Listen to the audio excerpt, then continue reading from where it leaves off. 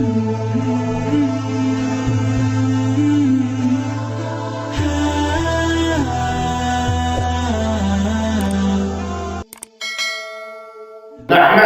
wa nasta'inuhu wa nastaghfiruh wa nu'minu bihi wa natawakkalu alayhi wa na'udzu billahi min shururi anfusina wa min sayyiati a'malina man yahdihillahu fala mudilla lahu wa man yudlilhu fala hadiya lahu ashhadu an la ilaha illallah wahdahu la sharika lahu wa ashhadu anna Muhammadan 'abduhu wa rasuluhu la nabiyya ba'dahu.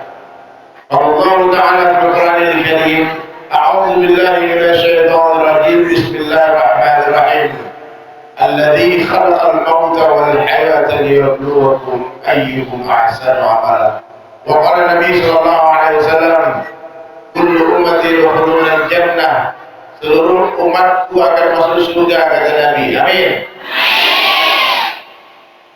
Illa man aba, kecuali yang tidak mau.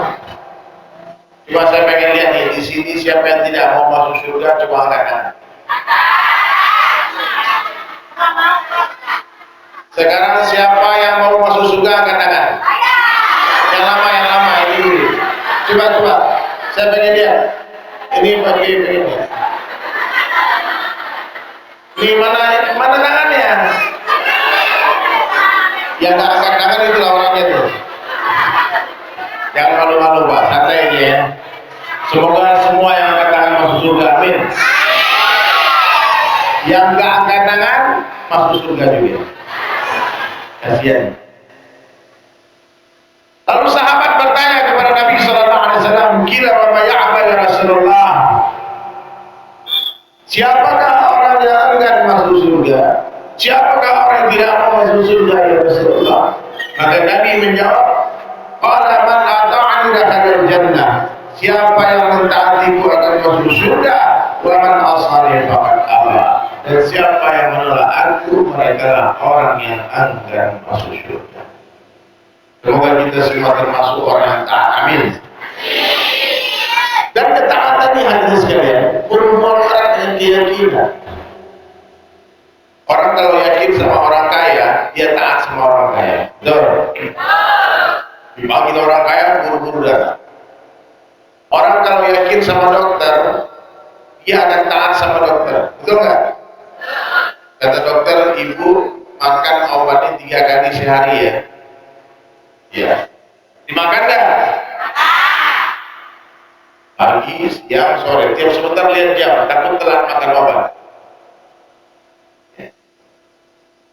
Orang kalau taat sama pemerintah, kalau kenal yakin sama pemerintah. Tapi kenapa hari ini hadirin mulia orang tidak mau taat sama Allah? Padahal yang menciptakan otaknya dokter itu adalah Allah. Yang memberikan harta kepada seluruh orang kaya itu adalah Allah. Yang menaikkan raja-raja adalah Allah. Yang menurunkan raja-raja adalah Allah. Kenapa kita tidak taat kepada Allah? Karena kita tak mengenal Allah. Karena kita tidak mengenal Allah, maka kita tak yakin kepada Allah. Jadi perkara yang paling penting dalam kehidupan manusia adalah perkara yakin. Perkara mengenal Allah. Siapa saja yang mengenal Allah, dia pasti akan mencintai Allah. Siapa saja yang mencintai Allah Subhanahu wa taala, dia pasti akan takut kepada Allah. Takut kepada Allah ini hadirin sekalian berbeda dengan takut kepada makhluk. Orang kalau takut sama makhluk dia akan lari menjauh, dia bersembunyi. Tapi orang yang takut kepada Allah, dia akan lari mendekat, merapat kepada Allah. Sekarang saya mau tanya Bapak Ibu sekalian, yang menjumpakan kita sore ini siapa? Dan yang memisahkan kita nanti siapa? Ada Allah yang berkuasa menjumpakan dan memisahkan. Dia tidak tahu Pak Kiai ada datang ke tempat ini. Dia tak kenal tempat ini, tak kenal juga Pak Kiai. Ya, pesantren kemana? Mudah-mudahan nanti santrinya ribu-ribu orangnya. Tiba-tiba ini kameramen saya, Pak Ilham kasih tahu, oh ini ada teman saya di Lombok, minta Ustaz datang. Memang takdir Allah, saya sedang diundang sama Bang NTB Syariah. Jadi yang mengatakan saya di sini ini Pak Kiai, Pak NTB Syariah, maka terima kasih sama mereka. Mereka yang siapkan transportasi saya naik mobil dari Jakarta di sini, nyetir. Naik mobil ke sini, kemudian kita ada 3 mobil konvoy, dan bertepatan juga dengan acara Muslim United. Insya Allah besok di Islamic Center, lusa Sabtu di Praia, di Masjid Raya Praia, bersama Tuan Guru kita Ustaz Abdul Somad. Besok malam di Islamic Center, tabligh akbar datang. Yang di Praia subuh-subuh, pagi subuh. Ya, pagi sampai subuh. Acaranya ada Ustaz Salim Afillah, ada Ustaz Hakimoni, Habib Ja'far, kemudian ada saya. Pagi, datanglah pagi-pagi ya, insyaallah. Siapa yang memudahkan langkah kaki dia menuju majelis ilmu, Allah akan mudahkan langkah kaki dia menuju surga. Amin. Allahu Akbar. Jadi hadirin sekalian dirahmati Allah Ta'ala, dialah Allah yang menjumpakan dan memisahkan. Ini ada Tuan Guru kita, Ustaz Turhadi. Masuk Ustaz, Tuan Guru. Ini orang Lombok Tengah juga Pak, tapi ulama besar ya Pak, masyarakat internasional. Silakan Pak Kiai.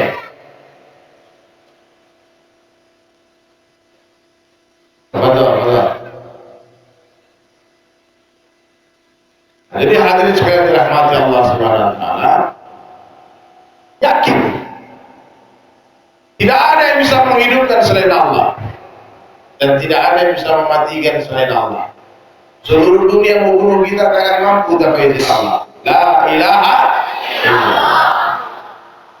Seluruh manusia kemudian bekerja sama dengan jin, bekerja sama dengan malaikat, bekerja sama dengan virus corona, COVID-19, macam-macam namanya. Tidak bunuh satu orang takkan mampu tanpa izin Allah. Jadi ibu tidak usah takut mati, gak takut mati. Ingat mati, gak ingat mati. Siapa yang mematikan? Kurang kompak suaranya ini. Siapa yang mematikan? Virus bisa kan? Betul. Terus kenapa pakai masker kemarin-kemarin? Oh, di kampung tidak ada masker. Kenapa pakai masker? Karena taat dengan pemerintah, bukan karena takut mati. Pakai masker mati, nggak pakai masker mati. Kena COVID mati, nggak kena COVID mati.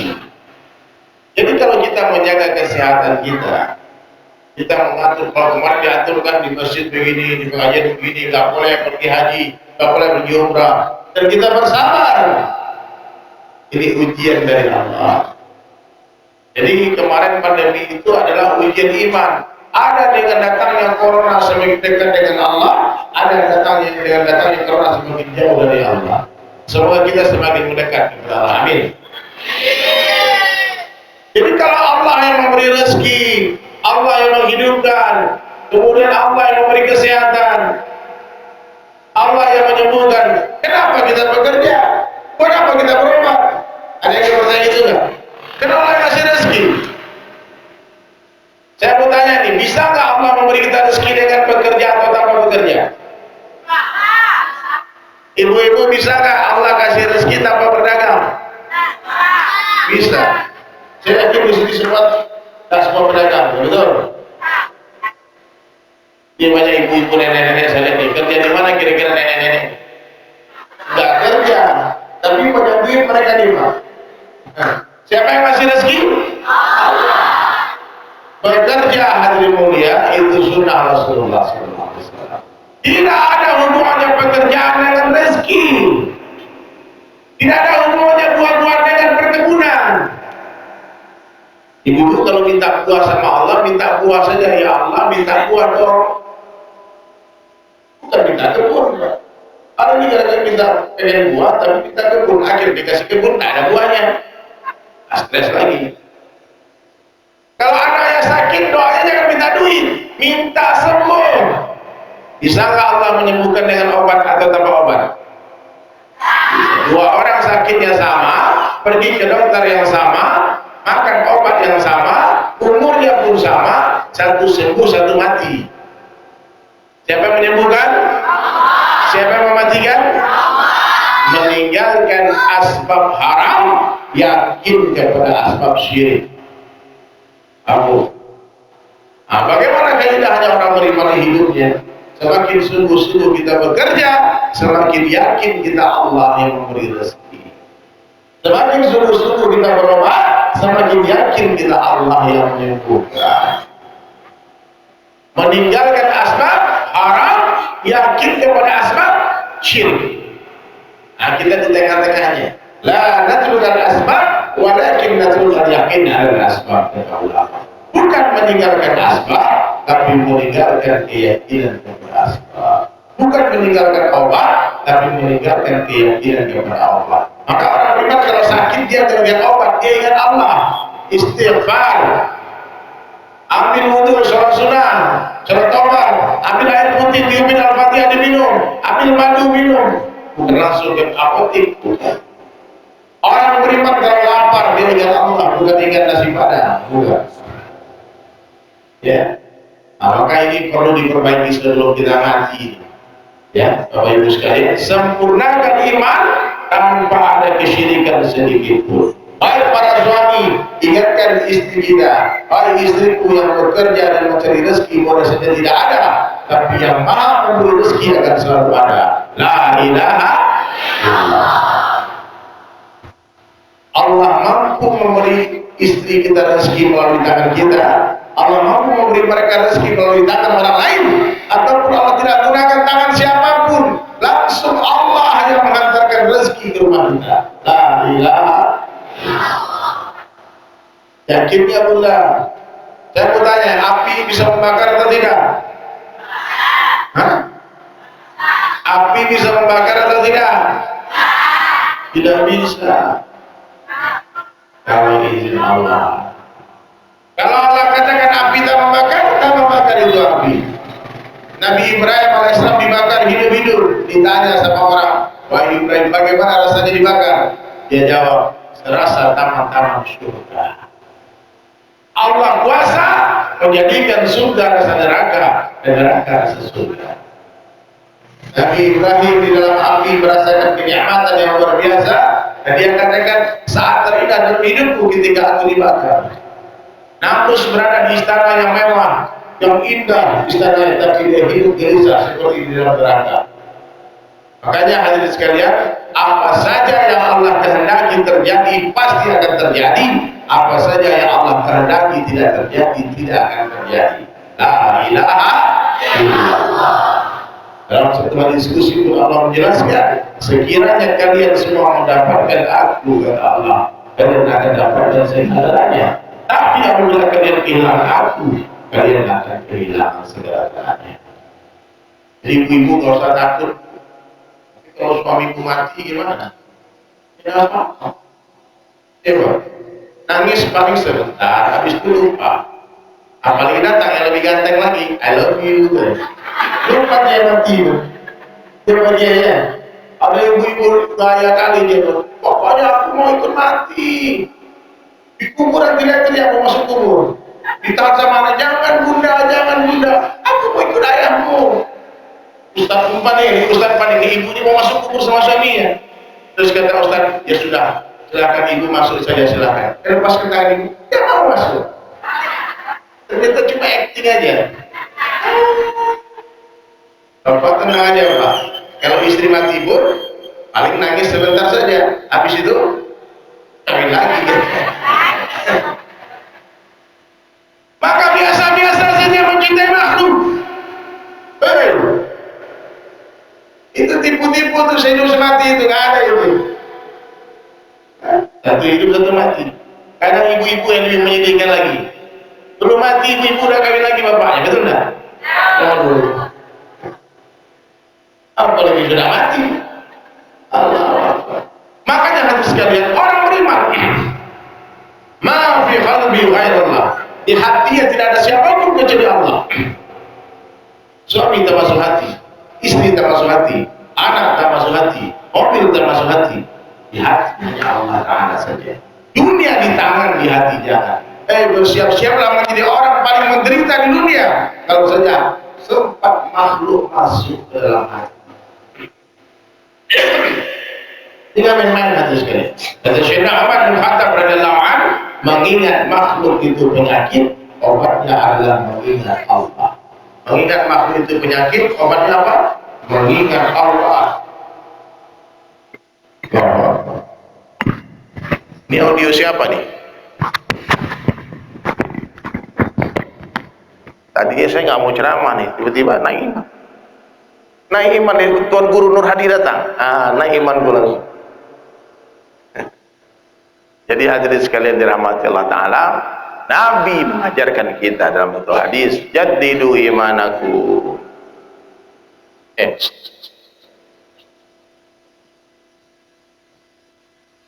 Perbaharui iman kalian, kata Nabi. Satu orang bertanya, kaifa nujaddidu imanana ya Rasulullah? Bagaimana cara memperbaharui iman kami ya Rasulullah? Maka Nabi menjawab, aksiru min qawli la ilaha illallah. Banyak-banyaklah kalian mengucapkan kalimat la ilaha illallah. Sehingga kita akan Allah beri kebahagiaan di saat-saat terburuk dalam kehidupan kita. Pak, Bu, di saat terancamnya nama baik, difitnah orang, digibah orang, dicemarkan nama kita, kalau iman masuk ke dalam hati, itu semua tak jadi masalah. Orang-orang beriman akan bahagia dan tersenyum. Kenapa? Karena orang beriman yakin sedang terjadi transfer amal ke buku catatan amal dia. Jadi ibu-ibu kalau digunjing orang jangan marah. Paham? Sampai kita marah. Kalau difitnah orang jangan marah. Angkat tangan, ya Allah, terima kasih ya Allah, Engkau beri aku pahala tanpa bersusah payah. Apalagi yang menggunjing kita orang rajin baca Quran, yang menggunjing kita orang pulang haji, pulang umrah, yang menggunjing kita ahli ibadah. Oh, mantap kali itu. Kalau yang menggunjing kita pendosa, dosa kita ditransfer ke dia biar tambah banyak dosa dia. Tapi kita jangan ikut bergunjing. Ya, stop gibah, stop fitnah. Karena kita nggak pernah tahu, mungkin saja hari ini hari terakhir kita. Ya Pak, orang beriman angan-angan dunia dia tak panjang. Orang beriman tak yakin masih hidup esok pagi. Orang beriman tak yakin dia masih hidup ketika langkah kaki dia kedua maju ke depan. Orang beriman tak yakin masih hidup ketika makanan dia suap masuk ke tubuhnya, di kerongkongannya. Tak yakin. Maka orang beriman di setiap hembusan helaan nafasnya, dia zikrullah, dia ingat Allah, dia ingat kehidupan akhirat. Ya. Maka sekarang ini perbaiki iman kita, perbaiki iman. Bersihkan hati dari makhluk. Ya. Saya mau tanya Bunda, di sumur itu ada bangkai tikus. Di sumur kita ada apa? Bangkai tikus. Bagaimana cara membersihkan air di dalam sumur tadi? Kita telepon itu PDAM, oh Pak, bisa kirim nggak 2 tangki air bersih? Saya mau masukkan ke sumur saya. Tetap najis. Kenapa? Masih ada bangkai tikus di dalamnya. Maka orang yang berakal, dia akan keluarkan bangkai dari sumur tadi. Barulah air sumur tadi akan diganti dengan air yang bersih. Ketika di dalam kandang ayam kita itu ada musang, itu ayam tidak akan mau masuk ke dalam kandang. Bagaimana cara ayam bisa masuk ke dalam kandang? Keluarkan musang dari kandang ayam, bersihkan kandang itu. Nanti ayam akan masuk. Bagaimana kebesaran Allah masuk ke dalam hati kita? Yang pertama syaratnya, keluarkan dunia dari hati, keluarkan istri dari hati, keluarkan suami dari hati, keluarkan perniagaan yang kita khawatirkan kerugiannya dari hati. Semua di tangan saja.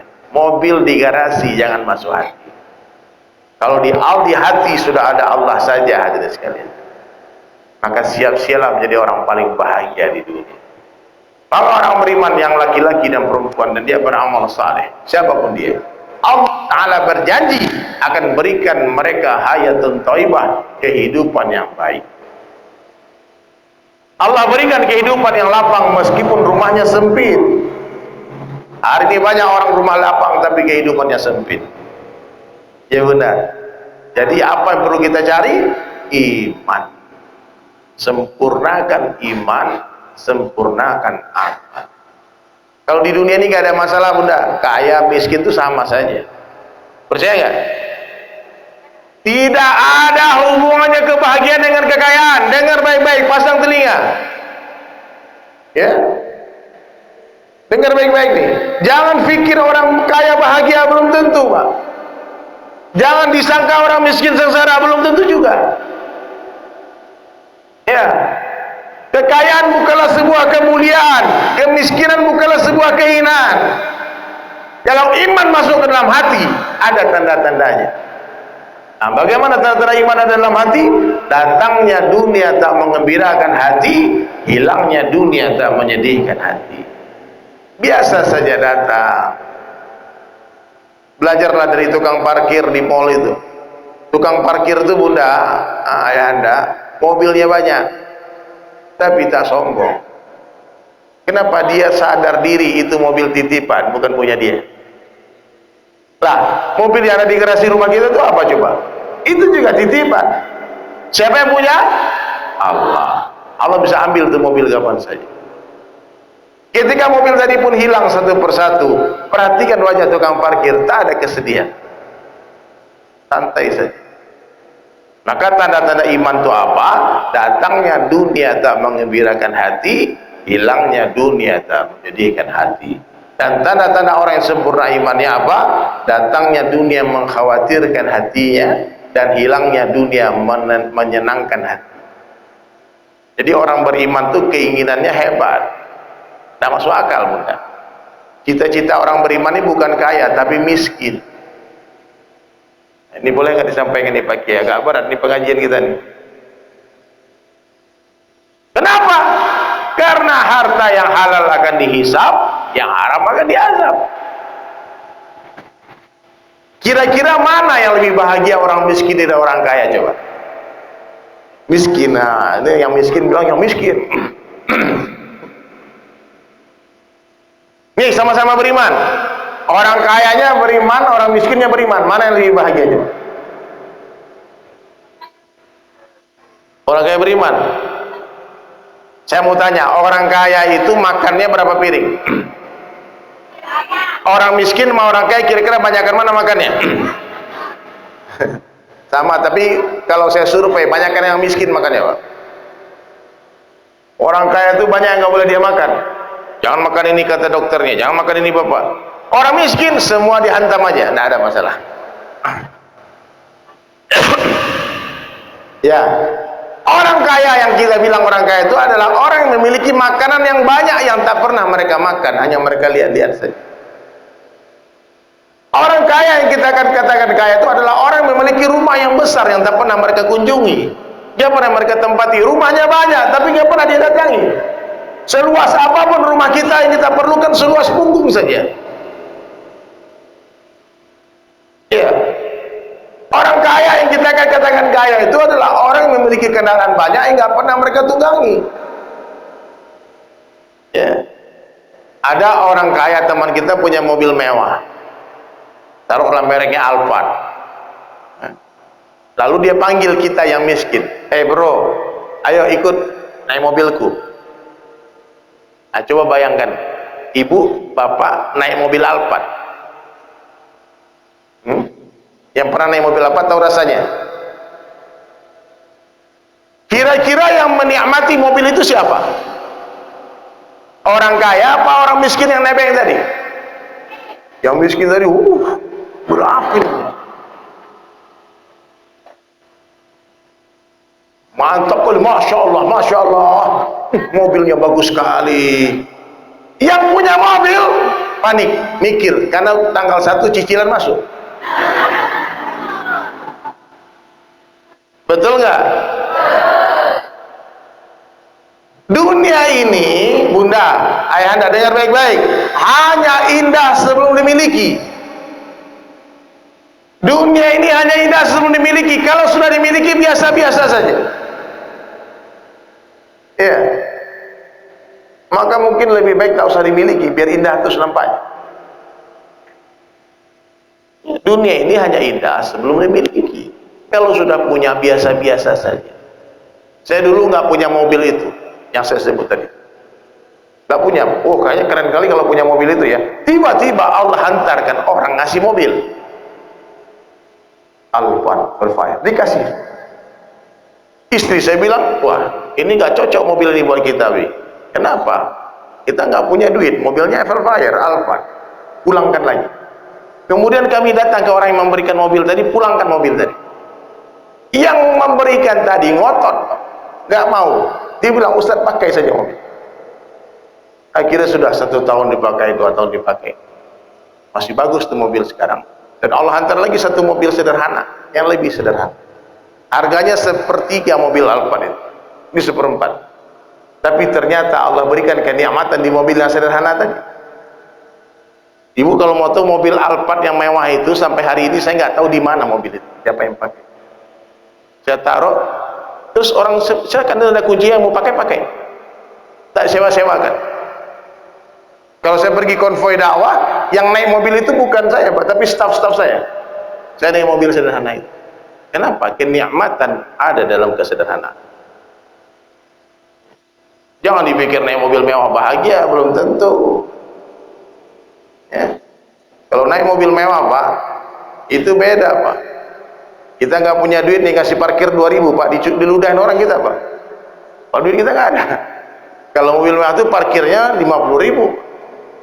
Ini baru orang kaya top nih, bos nih. Nah, makanya simple life, simple problem. Rasulullah datang ke dunia ini mengajarkan umatnya untuk hidup sederhana.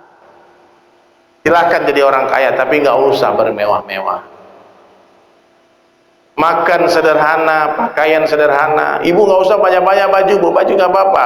Biar ibu-ibu ini nggak malu, mohon maaf, biar nggak malu pakai baju itu aja.